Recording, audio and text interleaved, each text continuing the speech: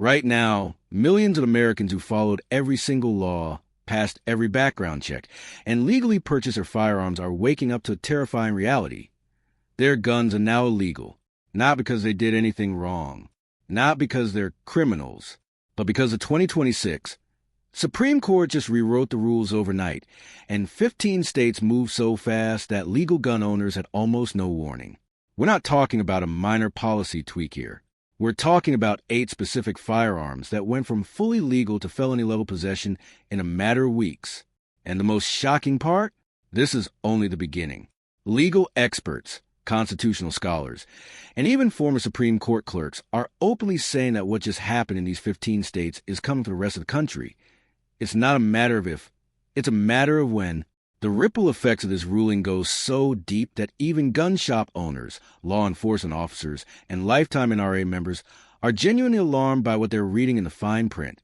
So in this video, we're breaking down the 10 biggest reasons why these 8 guns got banned, counting down from number 10 all the way to the one reason nobody in mainstream media has the courage to say out loud. By the time we hit reason number 1, everything about this debate will make complete sense to you. Stay with us, because what's coming next will change how you see this issue forever. Number 10, public safety data finally reached a tipping point.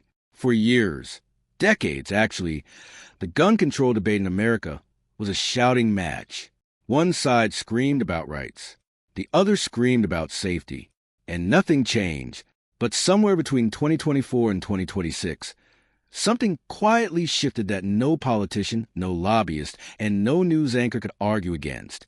The data got absolutely impossible to ignore. Researchers from the Johns Hopkins Center for Gun Violence Solutions compiled findings so precise, so detailed, and so damning that they didn't just influence public opinion. They walked straight into courtrooms and state legislatures and changed the legal landscape forever. The numbers revealed one brutal pattern. Firearms with rapid-fire capability, military-style configurations, and high-capacity magazine compatibility weren't just occasionally showing up at mass casualty events. They were present in over 78% of shootings involving 4 or more fatalities. Nearly 8 out of every 10. That's not a coincidence. That's a crisis with a fingerprint. But here's what made reason number 10 so powerful, and why it deserves its place on this countdown. It wasn't angry protesters or emotional speeches that finally pushed lawmakers over the edge. It was cold, hard, actuarial logic.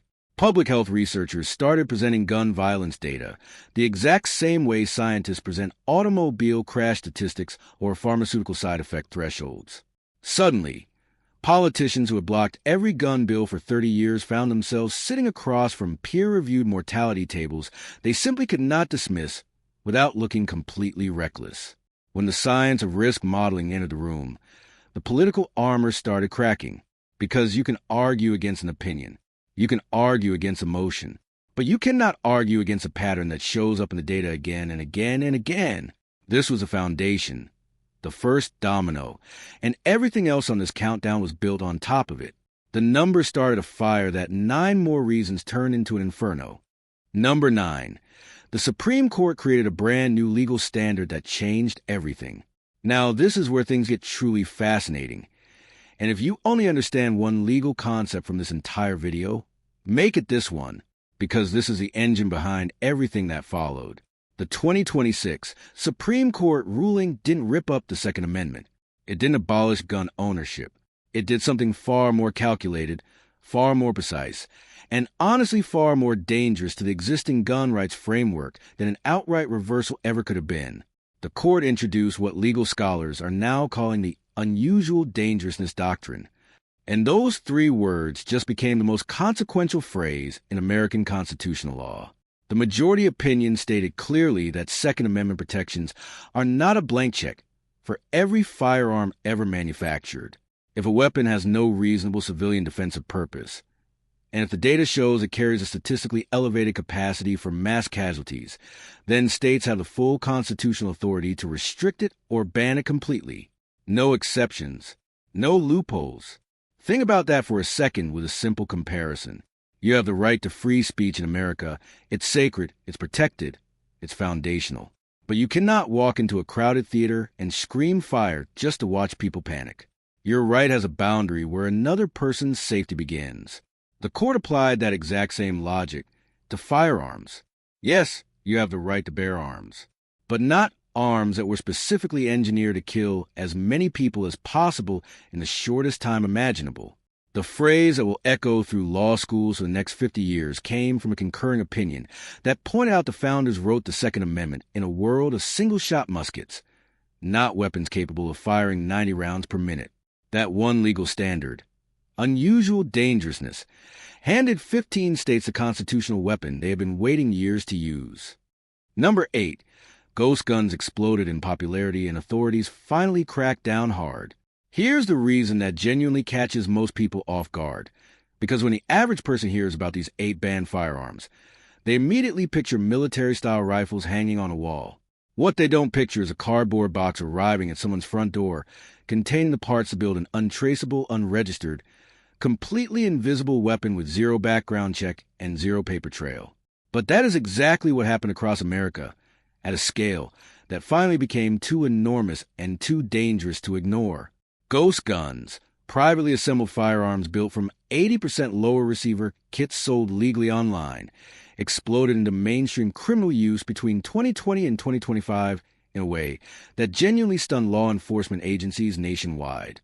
In 2019, ghost guns represented just 3% of all firearms recovered at crime scenes. By 2024, that number had skyrocketed to nearly 24%. That is an 800% increase in 5 years. Let that number sink in for just a moment. 800%. No serial number. No registration. No way to trace where it came from or who built it. Just a fully functional, deadly weapon that exists completely outside every safety system ever designed to keep dangerous weapons away from dangerous people. The 2026 ruling gave states explicit authority to classify these weapons as inherently dangerous by design, because their entire purpose, their core feature, their main selling point was untraceability. And untraceability serves absolutely no legitimate defensive function for a law-abiding citizen. It only serves people who specifically don't want anyone to know they have a gun. Here is the urgent reality every viewer needs to understand right now. If you live in one of these 15 states and you own a ghost gun assembly, there is no grandfather clause protecting you, no grace period, no amnesty window. Possession alone is now a felony charge, and authorities are actively enforcing it. Number 7, high-capacity magazines redefine what dangerous actually means.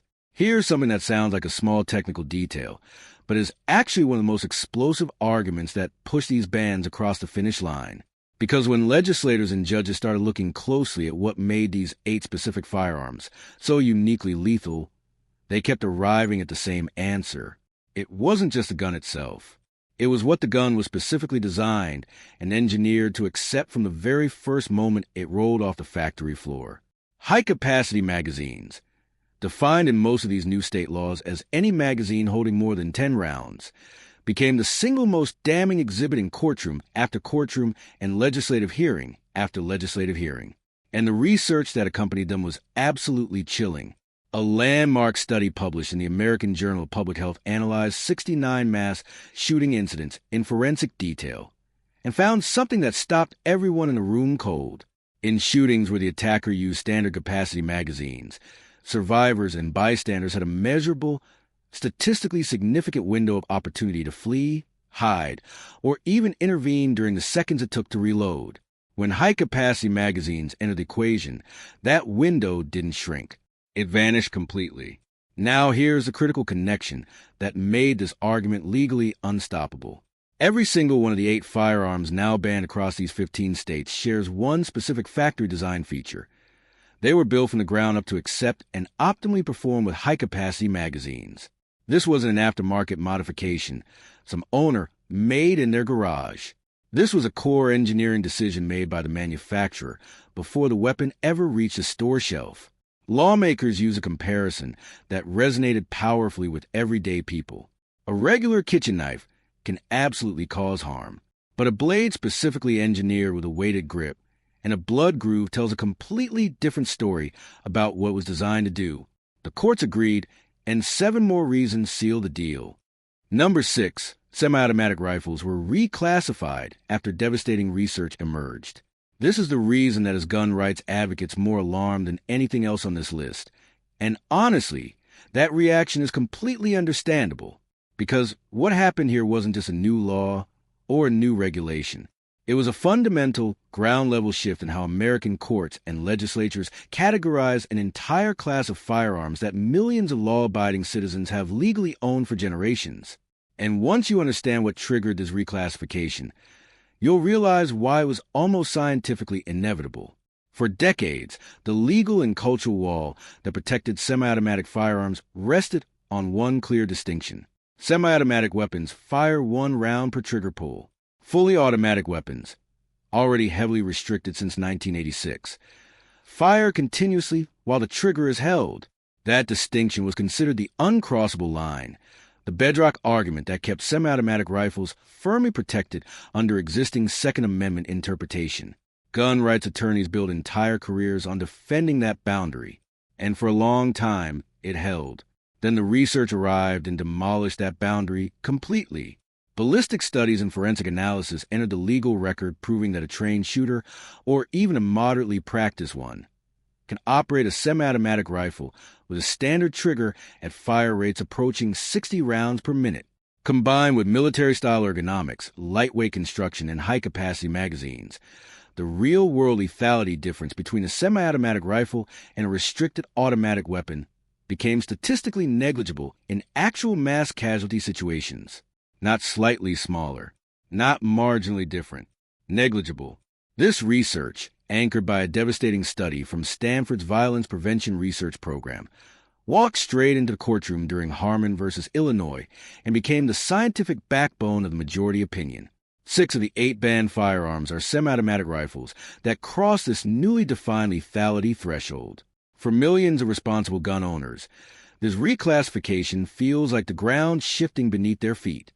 And the unsettling truth is, it absolutely is. Number 5. States fought for their own power and won a historic legal battle. Here is the political chess match that was playing out completely behind the scenes, while most Americans were focused on a headline drama of the Supreme Court ruling itself. Because the real story, the story that will shape gun law in this country for the next 50 years, wasn't just about which firearms got banned. It was about who got the power to ban them. And what happened in that power struggle was something that genuinely nobody on either side of this debate saw coming with the speed and force that arrived. When the Supreme Court issued its 2026 ruling, it made a deliberate and surgically precise decision not to impose federal mandates. Instead, it did something structurally far more powerful. It handed states a fully loaded constitutional green light, confirming that individual states can enact firearm restrictions going well beyond federal minimums, provided those restrictions align with the newly established unusual dangerousness doctrine. In one ruling, the court essentially told 50 state legislatures, "The door is open and we will not stop you." What followed was nothing short of a legislative avalanche. 11 states passed restriction laws within just 90 days of the ruling, for more followed within 6 months. Because here's the reality most people don't know. Those bills were already written and waiting. Drafted, revised, polished, and sitting in committee drawers for years, held back only by the fear of constitutional challenge. The moment that fear disappeared, the legislation moved at breathtaking speed. The federal government attempted to fight back with preemption language that would have blocked state-level bans entirely. That effort died in committee without even reaching a full vote. And just like that, America became a country with a 2-tier gun ownership reality. The exact same firearm that is completely legal in one state is a felony offense just across the border. Legal experts agree. This extraordinary tension is far from resolved. Number 4, the 8 specific guns named in the legislation finally revealed. All right, you've been patient. You've sat through the legal theory, the research, the political battles, and the constitutional arguments. And now it's time to get completely and specifically concrete, because this is a section that affects real people, real gun owners, and real households across 15 states right now. These aren't hypothetical weapons or obscure military prototypes. Several of these are firearms that millions of Americans have legally owned for years. And that is precisely what makes this list so stunning. While individual state laws carry slightly different language and definitions, these are the 8 firearms appearing consistently across the majority of these 15 state bans based on the actual legislative record and court documentation. First, the AR-15 and its direct variants, the most politically charged inclusion on the entire list. Specifically banned configurations include those featuring collapsible stocks, pistol grips, and flash suppressors that meet the newly defined military features threshold. Second, K-47 style semi-automatic rifles, including the widely owned WSR-10 and similar imported variants that flooded the American market over the past 2 decades. Third, the Draco pistol, an AK platform pistol that legislators specifically highlighted for its uniquely alarming combination of concealability and rifle caliber firepower. Fourth, the FN SCAR 16S, a direct military-derived platform that failed the reasonable civilian utility test under the new legal standard. Fifth, the Sig Sauer MCX Spear, flagged specifically for its dangerous modularity, allowing rapid caliber changes that defeat predictable threat assessment. Sixth, the Ruger PC carbine in specific configurations, particularly its compatibility with high-capacity handgun magazines. Seventh, privately manufactured ghost gun assemblies built on AR and AK platforms with 0 serial numbers and 0 traceability. Eighth, the Kel-Tec CP33, a .22 caliber pistol whose 33-round factor magazine placed it firmly inside the high-capacity danger threshold despite its smaller caliber. Every single one of these weapons was specifically named in legislative testimony, and the reasons why are about to get even more eye-opening. Number 3, law enforcement suddenly switched sides and shocked everyone. Brace yourself for this one. Because of everything on this entire countdown, the court rulings, the research, the legislative avalanche, the constitutional reinterpretation, nothing shocked Washington insiders more than this. Nothing broke more predictably along political lines, and nothing shattered those lines more completely. What happened here wasn't just a policy shift. It was a 30-year alliance collapsing in real time in front of everyone who thought they understood how this debate worked. For 3 decades, law enforcement organizations were among the loudest and most reliable opponents of gun control legislation. Police unions, sheriff's associations, and law enforcement lobbying groups consistently stood shoulder to shoulder with gun rights advocates. Their argument was straightforward, practical, and politically powerful. Armed citizens deter crime, complicate criminal planning, and support officer safety. That position gave gun rights advocates something incredibly valuable. It gave them moral and operational credibility that no amount of emotional testimony could ever match. Then a coalition of over 180 police chiefs and sheriffs, spanning both deeply red and deeply blue states, filed a formal legal brief directly to the Supreme Court during Harmon versus Illinois, and they filed it in support of restriction, not reluctantly, not quietly, publicly, formally, and with devastating operational detail that the court cited directly in its majority opinion. Their testimony wasn't political. It was brutally practical. Officers described responding to active shooter situations involving these specific firearms as categorically and incomparably different from any other call. Standard-issue body armor failed against rifle-caliber rounds. Fire rates created casualty numbers that completely overwhelmed trauma response systems. First responders described arriving at scenes that looked less like crime scenes and more like combat zones. The International Association of Chiefs of Police stated plainly that these weapons were not tools of home defense. They were instruments of warfare, and when the people whose job is to face these weapons every single day say enough is enough, legislatures listen very, very carefully. Number 2, the Constitution itself was used as the weapon against these guns. We have now arrived at the legal and philosophical beating heart of this entire controversy. And this reason is the one that leaves constitutional lawyers, law professors, and Second Amendment scholars either deeply impressed or absolutely furious, sometimes both at the same time. Because what happened here wasn't an attack on the Constitution. It wasn't a workaround or a loophole or a clever legal trick. It was something far more audacious and far more intellectually powerful than any of that. The Constitution itself was turned into the primary argument for these bans. Everyone knows the Second Amendment. Most people can recite its most famous phrase, "shall not be infringed," For decades, that phrase was the ultimate legal shield, the four words that ended arguments and blocked legislation. The 2008 Heller decision strengthened it. The 2022 Brewing decision expanded it even further. Gun rights advocates felt untouchable behind those four words. And then the 2026 Harmon ruling did something nobody saw coming. It stopped looking at the end of the sentence and started looking at the very beginning. Two words: well-regulated. That's where the majority opinion planted its flag. The court conducted an exhaustive, meticulous historical analysis of exactly what well-regulated meant in 18th century legal, military, and civic language. And the findings were remarkable. In the founders' era, well-regulated didn't simply mean supervised or monitored. It meant disciplined, standardized, controlled, and purposefully fit for civic defense. A well-regulated militia was one with proper training, appropriate weapons, and clear command accountability.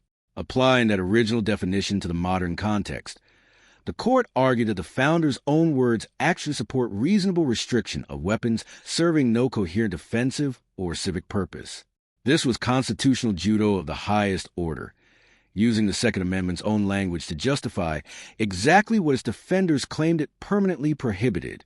Whether you agree or not, this argument is now binding legal precedent. Number one, the human cost became so unbearable that change was simply inevitable. We have talked about landmark court rulings, constitutional reinterpretation, ballistic research, political alliances, and legislative avalanches. Every single reason on this countdown was real, was significant, and was powerful in its own right. But here at number one, the very top of this list, we strip away every legal argument, every political calculation, and every constitutional theory. Because underneath all of it, buried beneath decades of debate and division, was something so raw, so devastating, and so undeniably human that it ultimately became the force no courtroom argument could match and no political shield could block. Between 2020 and 2025, the United States experienced 47 mass casualty events where 10 or more people were killed in a single incident. Of those 47 events, 41 involved at least one of the 8 firearms now banned across these 15 states. That is not a statistical anomaly. That is not a coincidence. That is a pattern written in the most heartbreaking ink imaginable. But even those numbers don't fully capture what finally broke the political deadlock. What truly changed everything was the survivor testimonies and medical evidence that flooded legislative hearings across multiple states. Trauma surgeons testified with clinical precision about the catastrophic difference between treating a standard handgun wound and treating a wound caused by a high-velocity rifle round. Emergency room directors described casualty nights that pushed hospitals beyond every boundary of their capacity. One trauma surgeon's testimony became so widely shared it reached audiences far beyond any single state legislature. She described the difference between the two wound types as the difference between repairing torn fabric and trying to reconstruct something that no longer exists. Those words landed like a thunderclap in every hearing room they entered. Here is the absolute truth that reason number one forces every single one of us to confront regardless of where we stand politically. Laws follow reality. When the gap between existing legislation and lived human suffering becomes wide enough, deep enough, and painful enough, change doesn't just become possible, it becomes inevitable. And there you have it, 10 reasons, counted down from number 10 all the way to the most powerful and unavoidable truth at number 1. From the moment public safety data reached its tipping point, all the way through constitutional reinterpretation, law enforcement defections, legislative avalanches, and finally, the unbearable human cost that made every single one of these changes not just possible but absolutely inevitable. This wasn't a story that started in 2026. This was a story that had been building for decades, and the Supreme Court ruling was simply the moment the dam finally broke. But here is the most important thing to carry with you after watching this video. This debate is nowhere near finished. Legal challenges are already being filed. Appeals are already moving through lower courts. Constitutional scholars on both sides are sharpening their arguments for what many believe will be an inevitable return to the Supreme Court within the next 5 years. The two-tier gun ownership reality now dividing this country, where the same firearm is legal in one state and a felony just across the border, creates a legal tension so extraordinary that it simply cannot remain unresolved forever. Whether you believe these bans represent a necessary and overdue response to a genuine public safety crisis, or whether you believe they represent a dangerous and unconstitutional overreach that punishes millions of law-abiding citizens for the actions of a violent few, both positions deserve serious, honest, and respectful engagement, because this is not a simple issue. It never was. And anyone telling you it isn't giving you the full picture. What you can do right now is stay informed, think critically, and never stop asking hard questions. Hit that like button if this video gave you real clarity. Subscribe so you never miss our next breakdown. And drop your thoughts in the comments below, because your perspective on this matters more than you know. Number 1. The human cost became so unbearable that change was simply inevitable. We have talked about landmark court rulings, constitutional reinterpretation, ballistic research, political alliances, and legislative avalanches. Every single reason on this countdown was real, was significant, and was powerful in its own right. But here at number 1, the very top of this list, we strip away every legal argument, every political calculation, and every constitutional theory.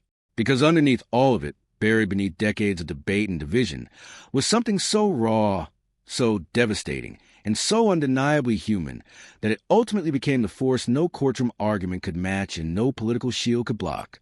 Between 2020 and 2025, the United States experienced 47 mass casualty events where 10 or more people were killed in a single incident.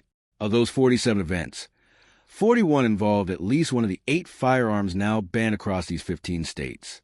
That is not a statistical anomaly. That is not a coincidence. That is a pattern written in the most heartbreaking ink imaginable. But even those numbers don't fully capture what finally broke the political deadlock. What truly changed everything was the survivor testimonies and medical evidence that flooded legislative hearings across multiple states. Trauma surgeons testified with clinical precision about the catastrophic difference between treating a standard handgun wound and treating a wound caused by a high-velocity rifle round. Emergency room directors described casualty nights that pushed hospitals beyond every boundary of their capacity. One trauma surgeon's testimony became so widely shared it reached audiences far beyond any single state legislature. She described the difference between the 2 wound types as the difference between repairing torn fabric and trying to reconstruct something that no longer exists. Those words landed like a thunderclap in every hearing room they entered. Here is the absolute truth that reason number 1 forces every single one of us to confront regardless of where we stand politically. Laws follow reality. When the gap between existing legislation and lived human suffering becomes wide enough, deep enough, and painful enough, change doesn't just become possible, it becomes inevitable.